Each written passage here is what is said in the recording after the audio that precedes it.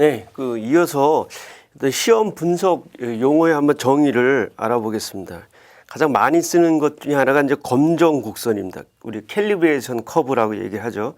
검정 곡선인데 이것은 시험 분석 과정에서 기기 및 시스템의 지시값이 표시가 되는데 그 지시값과 우리가 측정하고자 하는 그 양이나 농도 이거를 관련시킨 그런 곡선이라고 할 수 있습니다. 그래서 한쪽에 지시값이 이렇게 있고 우리가 원하는 측정 대상의 농도가 이제 이 X축에 있는 거죠. 그래서 얘랑 얘를 매칭시킨 그런 곡선을 우리가 검량 곡선, 캘리브레이션 커브 이렇게 표기를 하고 있습니다. 그다음에 이제 검출 한계라는 게 있죠. 그 시험 분석 대상을 검출할 수 있는 최소한의 양 또는 농도를 우리가 검출 한계라고 얘기합니다. 아무리 측정 기기가 요즘은 잘 개발이 됐다고 해도 검출할 수 있는 그런 한계가 분명히 존재합니다. 너무 미량일 경우는 검출할 수가 없기 때문에 검출 한계라는 게 존재를 하고 있고, 얘는 이제 기기에 대한 검출 한계 또는 방법적인 검출 한계 이렇게 구분할 수 있어요. 기기 검출 한계도 있을 거고 방법 검출 한계도 있을 수 있습니다. 그다음에 이제 교정이나 검정이란 표현을 쓰는데 우리 캘리브레이션 한다라고 얘기하는 게 교정한다 또는 검정한다 이렇게 얘기를 하는 겁니다. 이건 어떤 거냐면 측정 및 시험 분석 과정에서 기기 및 시스템의 지시값과 측정 대상의 양이나 농도를 관련시키는 일련의 작업입니다. 그래서 지시값하고 농도랑 정확하게 잘 맞추게끔 하기 위한 그런 행위를 우리가 교정, 검정 이렇게 표기를 하고 있는 겁니다.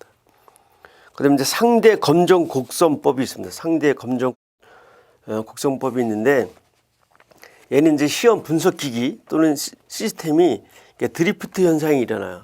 이렇게 한쪽으로 이렇게 쏠리거나 어떤 우리가 원하는 범위대에서 벗어나는 그런 현상을 드리프트라고 얘기하는데 그런 드리프트를 보정하기 위한 방법으로 쓰는 겁니다. 그래서 분석 시료와 검정 곡선 작성용 시료에 각각 분석 성분과 다른 내부 표준 물질 이런 것들을 일정량 첨가해서 분석하는 방법입니다. 요거는 이제 좀 이따가 더 자세히 한번 설명할 수 있도록 하겠습니다. 그다음에 표준 물질이라는 게 있습니다. 표준 물질. 시험 방법 및 기기의 교정을 위해서 측정 분석 대상량 또는 농도를 알고 있는 물질로서 첨가량을 알고 있는 첨가 물질입니다. 표준 물질을 우리가 집어넣어 가지고 우리가 예측을 하는 방법이고, 그다음에 바탕 시료라는 게 있는데 바탕 시료는 측정 항목이 포함되지 않는 기준 시료를 의미합니다. 그러니까 우리가 측정하고자 하는 그런 항목이 들어있지 않는 그 순수한 그런 것을 우리가 바탕 시료라고 얘기를 하고 있고요. 그다음에 스팬 기체라고 하는 게 스팬 기체, 교정에 사용되는 기준 기체를 우리가 스팬 기체라고 얘기를 합니다. 그다음에 이제 정량 한계라는 표현이 있는데 정량 한계는 우리가 측정 가능한 검정 농도 이것을 우리가 정량 한계라고 얘기를 하고 있습니다. 그래서 시험 분석 대상을 정량할 수 있는 최소한의 양 또는 농도를 우리가 정량 한계라고 얘기를 하고, 다른 말로는 최소 수준이라고도 얘기를 합니다. 그다음에 정밀도, 정확도라는 게 있는데 정확한 개념으로 우리가 알아줘야 됩니다. 정밀도, 정확도 다른 개념인데요. 정밀도라 하면 그러니까 연속적으로 반복해서 시험 분석한 결과끼리 가깝게 있어야 된다는 얘기예요. 이게 측정한 결과가 이렇게 가깝게 있어야 되는데 이 측정 결과가 이렇게 산발적으로 흩어져 있으면 얘는 정밀도가 떨어진다라는 표현을 합니다. 우리가 측정한 결과치가 얼마큼 근접해 있느냐 그런 걸 우리가 정밀도라는 개념으로 쓰는 거고, 이에 반해서 정확도라는 개념은 어떤 이 정확한 참값이 있으면 이 참값하고 얼마나 멀리 떨어져 있는가. 그래서 가까이 있으면 정확도가 높다, 멀리 있으면 정확도가 떨어진다. 이런 식의 표현을 하는 게 정확도 개념이에요.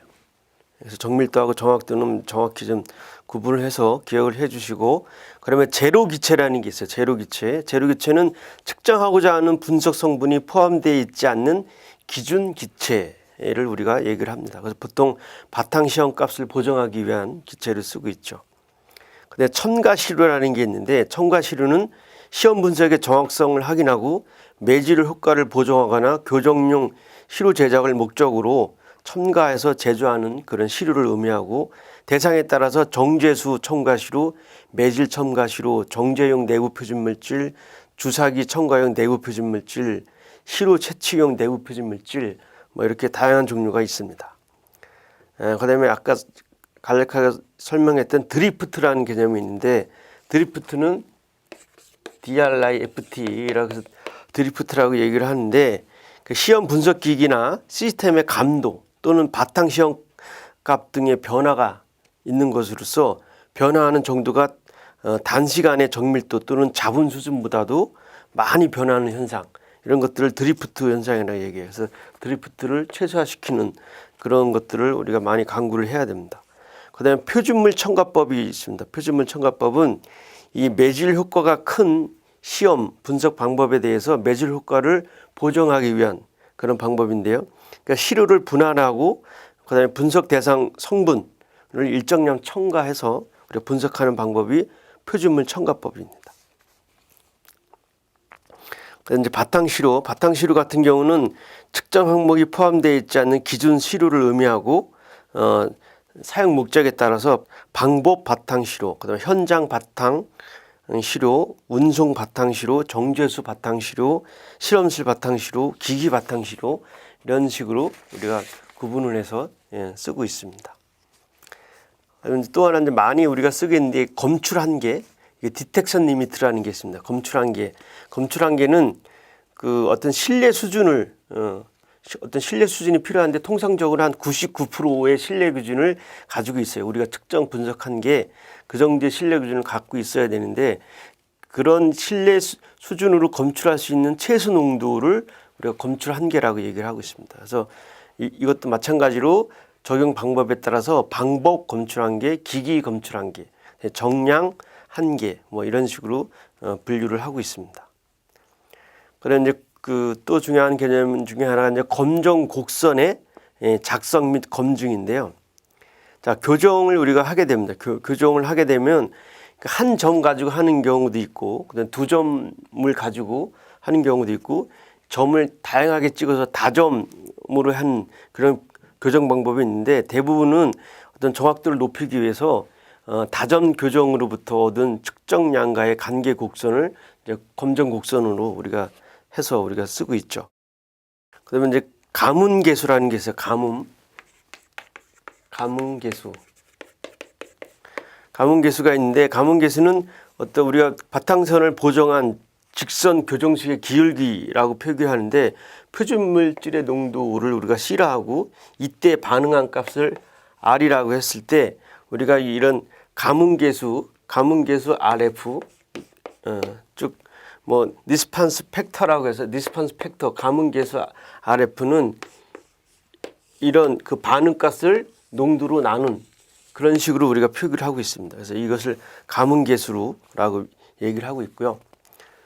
그다음에 이제 그 절대 검량선법이 있는데, 절대 검량선법은 그 검량선의 직선이 유지되는 경우 검량 곡선 작성용 시료를 한 4에서 5개 정도를 우리가 분석을 해서 이거를 선으로 연결시키는 건데, 보통은 이런 식으로 표기가 되죠.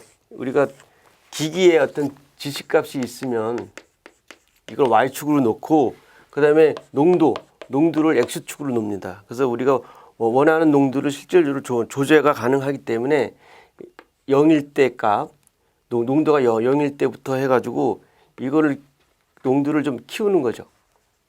그래서 보통 한 4개에서 5개 정도 농도를 우리가 찍는데, 얘랑 이걸 연결시켜서 이게 직선이 나오게끔, 요게 이제 검정 곡선입니다. 그래서 보통 이 식은 뭐 y는 ax 플러스 b 뭐 이런 형태로 표기가 되겠죠. 그래서 이런 y축이 지시값이고 x축이 농도일 때 이것을 우리가 검정 곡선이라고 얘기를 합니다. 그래서 이 x축 값이 농도라는 것들을 정확히 좀 기억을 해 주셔야 되고, 이에 반해서 이제 그 표준물 첨가법이라는 게 있어요. 표준물 첨가법은 이 X축, Y축은 지식값으로 똑같아요. 근데 X축은 이 농도가 아니라 첨가 농도입니다. 그 내부 표준물질을 첨가를 하게 되는데 이 첨가 농도가 X축이 된다는 걸 눈여겨보셔야 됩니다.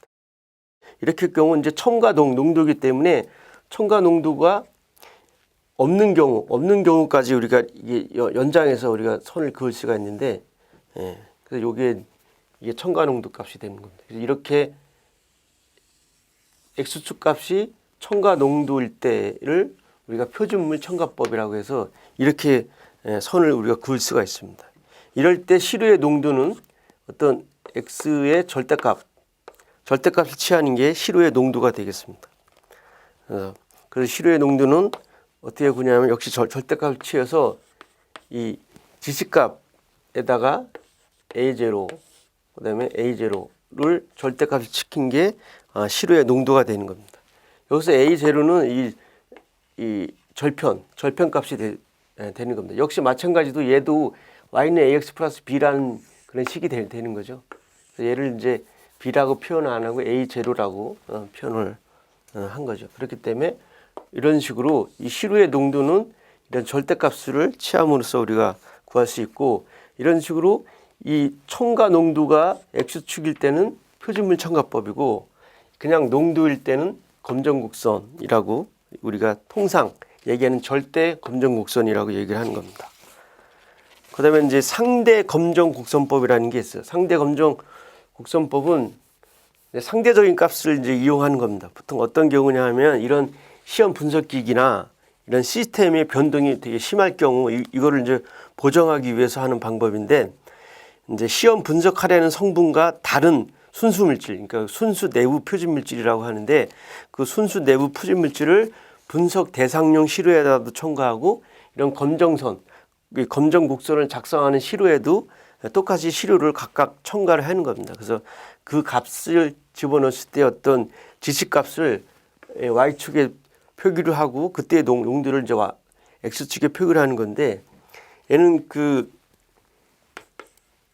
이렇게 RX, RS 이게 이제 Y축의 값이 되는 겁니다. 그래서 보면 이 지식값의 의미고 여기서 표현되는 것들은 농도인데 역시 CX, CS 이런 값이 이제 X축으로 표기되는 겁니다. 그래서 가로축에는 성분의 농도 CX와 그다음에 내부 표준 물질의 농도 CS의 B, 즉 CX를 CS로 나눈 그 B를 X축으로 놓고, Y축 같은 경우는 그렇게 그 성분 분석의 지식값 RX랑 그다음에 내부 표준 물질의 지식값 RX를 나눈 그 B를 Y축으로 놓는 겁니다. 그렇게 돼서 이제 이런 단계식이 형성이 되는 거죠. 이런 식으로 비교값을 X축, Y축으로 놨을 경우는 상대 검정 곡선법이라고 얘기를 할 수가 있는 거고, 그래서 우리가 이 검량 곡선을 작성하는 게 상당히 중요한데, 여태껏 얘기한 것과 같이 크게는 절대 검량선법, 그다음에 표준물 첨가법, 그다음에 지금 얘기하고 있는 상대 검정 곡선법, 이렇게 크게 세 가지로 우리가 구분을 하고 있습니다.